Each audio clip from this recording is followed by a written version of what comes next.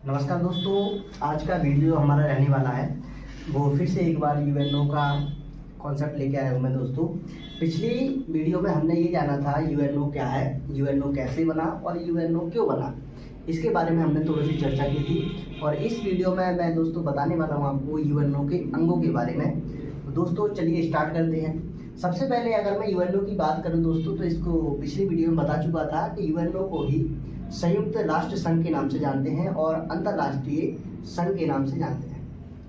और अगर मैं यूएनओ की बात करूं दोस्तों, तो इसमें जो सदस्यों की संख्या थी वो 193, और जो 193 वाला सबसे लास्ट वाला देश था वो था दक्षिणी सूडान दोस्तों।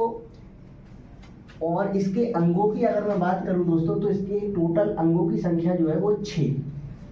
तो दोस्तों आज का वीडियो हमारा इन्हीं 6 अंगों के ऊपर रहने वाला है। चलिए दोस्तों पढ़ते हैं वन बाय वन करके।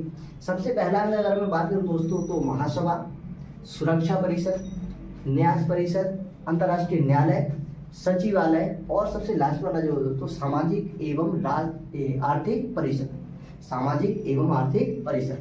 तो दोस्तों वन बाय वन करके इसको समझते हैं। सबसे पहले समझते हैं महासभा।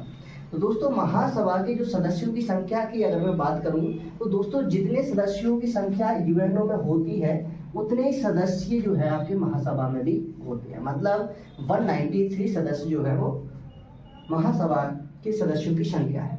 और दोस्तों इसे विश्व की लघु संसद के नाम से जाना जाता है। इसे किसके नाम से जाना जाता है? विश्व की लघु संसद।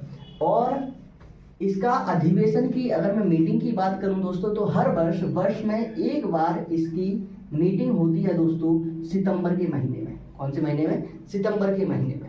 और अगर मैं इसके अध्यक्ष का कार्यकाल की बात करूं दोस्तों, तो उसके कार्यकाल का जो समय होता है, समय अवधि होती है, वो है 1 वर्ष। और अगर मैं इसके पहले अध्यक्ष की बात करूं दोस्तों, इसकी पहले अध्यक्ष की बात करूं, तो दोस्तों मोस्ट इंपॉर्टेंट टॉपिक है ये। उसकी पहली अध्यक्ष जो थी वो विजय लक्ष्मी पंडित थी, और ये भारत की रहने वाली थी दोस्तों। इसके बाद आता है सुरक्षा परिषद। तो सुरक्षा परिषद को दोस्तों कार्यपालिका के नाम से भी जाना जाता है विश्व की, और इसे विश्व का पुलिसमैन भी कहा जाता है दोस्तों। और इसके अगर मैं सदस्यों की संख्या की बात करूं, तो इसमें टोटल जो सदस्य होते हैं वो 15 होते हैं। कितने होते हैं? 15। और इन 15 को भी 2 भाग में बांटा है दोस्तों मैंने। इसमें स्थायी सदस्य और अस्थायी सदस्य होते हैं। जो स्थायी सदस्यों की संख्या होती है वो होती है 5। कितनी है? 5। जो अस्थायी सदस्य हैं दोस्तों सुरक्षा परिषद में वो है 10। कितने? 10। और इनका कार्यकाल अनिश्चित काल तक होता है।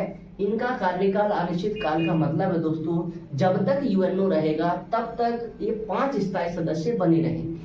बट जो अस्थायी सदस्य होते हैं, जो 10 होते हैं, इनका कार्यकाल केवल और केवल 2 वर्ष का होता है दोस्तों। 2 साल बाद हर नए सदस्य जो इनमें बदलते रहते हैं दोस्तों। इसके बाद आता है भारत की अगर मैं बात करूं सुरक्षा परिषद में, तो भारत को 8 बार सदस्यता दी गई है बच्चों सुरक्षा परिषद में।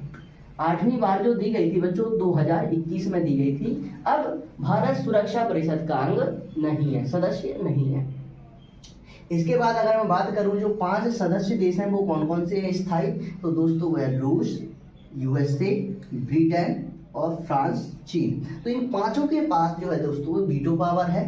यही इस सदस्य संख्या में आते हैं 5 स्थायी सदस्यों में जिनके पास वीटो पावर है।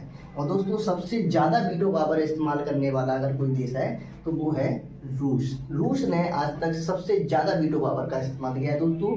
और अगर मैं भारत की बात करूं कि भारत को इसमें स्थायी सदस्यता क्यों नहीं मिली, तो दोस्तों 24 अक्टूबर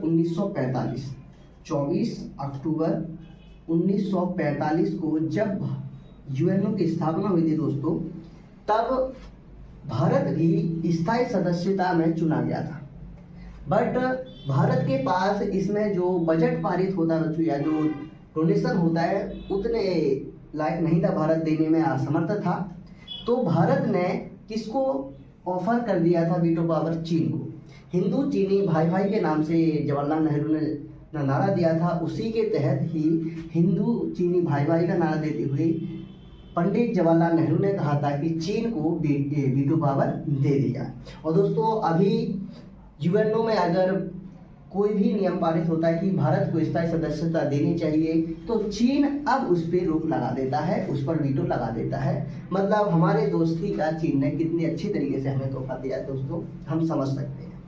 इसके बाद आता है न्यास परिषद। तो दोस्तों न्यास परिषद जो है बच्चों दोस्तों इसमें क्या है, न्यास परिषद में ये जो सेकंड वर्ल्ड वॉर हुआ था हमारा, जो दूसरा विश्व युद्ध हुआ था दोस्तों, उसमें जितने भी देश पराजित हुए थे, उनमें उन देशों की जितनी भी आर्थिक हानि हुई थी, उन सबकी भरपाई करने के लिए संस्था बनाई गई थी, एएन बनाया गया था।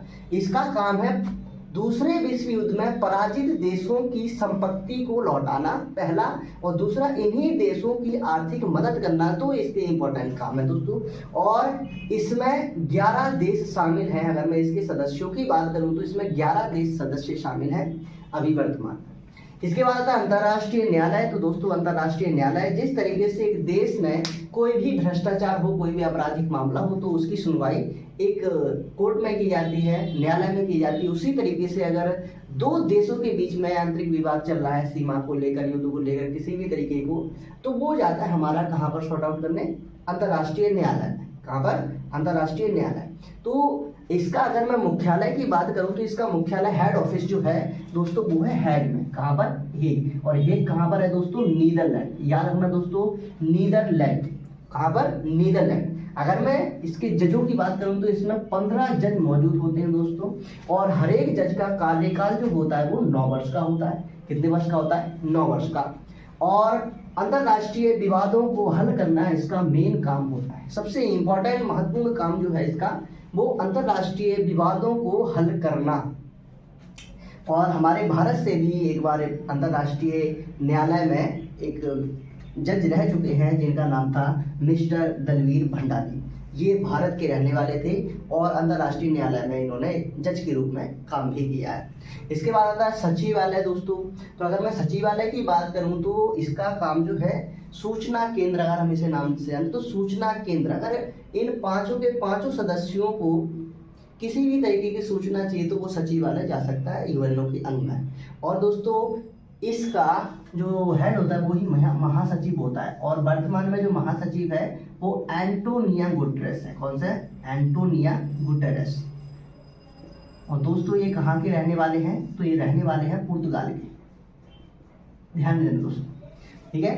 तो महासचिव ही इसका हेड होता है, और महासचिव जो वर्तमान में है वो हमारे अभी एंटोनिया गुटेरेस है, जो कि पुर्तगाल के रहने वाले हैं। अब आता है दोस्तों आपका लास्ट टॉपिक जो है सामाजिक एवं आर्थिक परिषद। तो इसके नाम में ही काम छुपा है दोस्तों। अगर मैं इसके सदस्यों की बात करूं संख्या की, तो 54 सदस्य हैं वर्तमान में इसके। कितने, 54।